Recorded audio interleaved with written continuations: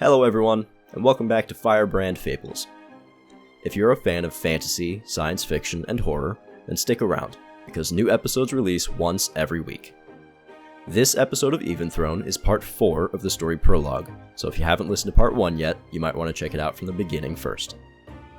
Before we get started, I'd like to thank Sword Coast Soundscapes for letting me use his ambiance. You can find him on YouTube, Patreon, and Bandcamp, as well as Alex Kenoyer for doing the music, and you can find him on Instagram at AlexKenoyer_. That's AlexKenoyer_. Thanks again for listening. Now let's dive into part 4 of Eventhrone Prologue. Previously on Eventhrone Prologue. The members of the guild expedition swam hundreds of feet down into the murky depths of the ocean. As their vision adjusted to the darkness, the lifeless grounds of the ruined temple came into view. Novice Glenfellow and his split of the group swam down to the courtyard to investigate the thick pool of brine that occupies it, finding all manner of corpses that have gone relatively untouched by decay, considering how old they are. Glenfellow closely investigates the conditions of the courtyard and finds that, strangely, all natural means of decay and decomposition have just about completely been eliminated.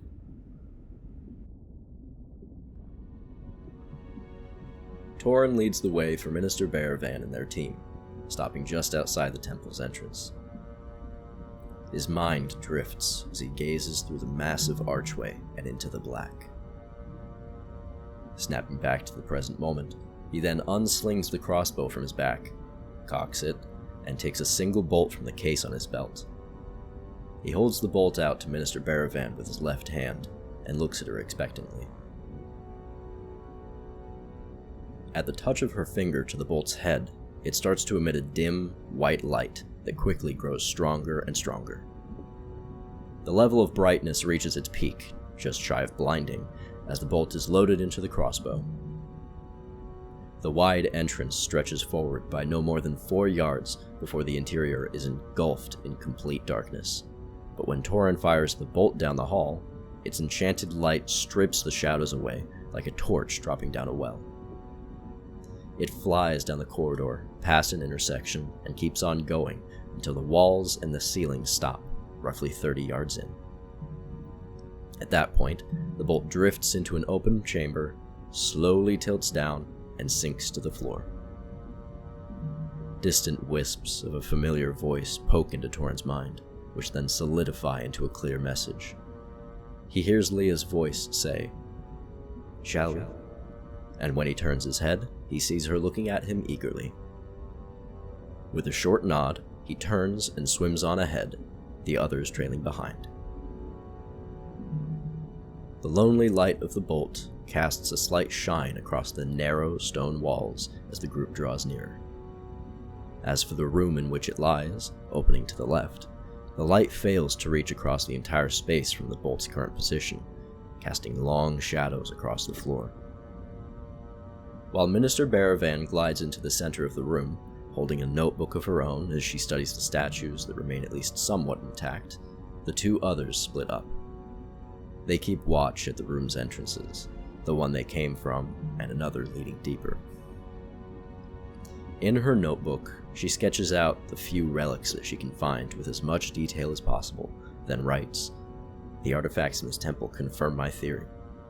Some circles of sea elves in the late years of the First Age depicted the gods as quasi-elemental beings of water."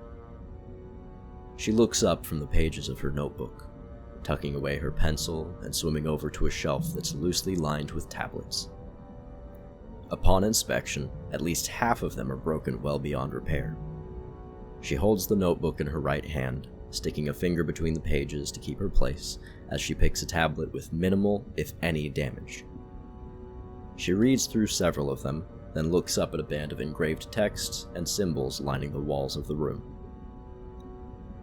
Placing the last tablet she read back on the shelf, then pulling out her pencil again, she notes, "The text on the walls and tablets that survived is written in a form of Elvish that I'm unfamiliar with. But, from what I can make out, This room seems to contain the record of their founding, rites, and scripture. It recalls their usage of ancient elemental magic and a ritual performed upon the temple grounds to either commune or share energy with the plane of water. However, I don't see anything that could tell me what the exact purpose of it was. As Torinn floats beside Minister Berevan, holding the light up for her and curiously looking about the room, a dull, tumbling thud pierces the silence. All eyes snap to the deepest corner of the room. There, they spot a long crevice that rises nearly 8 feet from the floor. It's only an inch or two wide, but it goes deep, and there's a web of cracks in the stone around it. Minister Berevan notices a handful of rocks at the base of the crevice and relaxes, but Torinn squints his eyes and stares into the sliver of black. Something pulls at his mind, a sixth sense that whispers to his subconscious. He swims closer, waving the light over the surface. The break goes straight through to the room on the other side, but it's too narrow for him to get a good look at any of the room's contents. "What is it?" Leah's voice asks from within Torinn's mind. He turns to meet her gaze and shakes his head with a shrug. After pointing to his eyes, then at the crevice, he gives the bolt to her and swims toward the unexplored hallway. Suddenly, a mild yet sharp pain pricks the center of the scar just below his collarbone, like the ghost of a sewing needle stabbing into his chest. He stops, instantly pressing a hand to the scar, and looks around. A thought burrows its way to the forefront of his mind, sparking a hint of fear. He digs a knuckle into his chest, quickly suppressing the memory. Reaching a hand back, he tightly grips the dagger sheathed on the back of his belt and pulls it free. The blade shines with a cool light that surrounds him but barely extends further. Drifting cautiously down the hallway, he rounds a corner to find the floor ahead littered with rubble. He pauses for a moment and scans through the debris, then inches forward, bringing more of it into the light. The thrum of his heartbeat echoes quietly in his ear as he reaches the doorway from which the rubble had spread. A faint strip of light casts out from the crevice on the far side of the room and is muted by the glow of Torinn's dagger as he enters. What he finds inside is a scene of destruction, as if a bomb had gone off. Charred rocks and pebbles lay densely scattered across the floor, and the ceiling has caved in at the corner adjacent to the crevice. The mangled corpses of more sea elves have sprawled out across the room, some of them partially buried in the crumbled stone. Swimming deeper into the room, Torinn searches for whatever it was that made the noise, but the only movement in the room is caused by him. A shadow fills the crevice. "Anything?" Leah asks from within his mind. Torinn shakes his head while taking one last look, then swims back to the doorway. It happens again, the tumbling clack of falling rocks. Immediately spinning around, his knife up and ready to swing, a strong current washes over him and just as suddenly stops. When he finally steadies himself again, he spots a thread of what almost looks like ink seeping out of the pile of rubble in the corner. His eyes lock onto the inky substance, then shift to the pile. Slowly drifting closer, he thinks to himself, "This feels familiar." When he finally comes within reach of the rubble, he bites onto the blade of his dagger and with both hands begins to pull the rocks away. What he reveals is a huge shard of black crystal that's almost as big as he is. Is that? Suddenly, his vision darkens and the room goes silent, save for the beating of his own heart.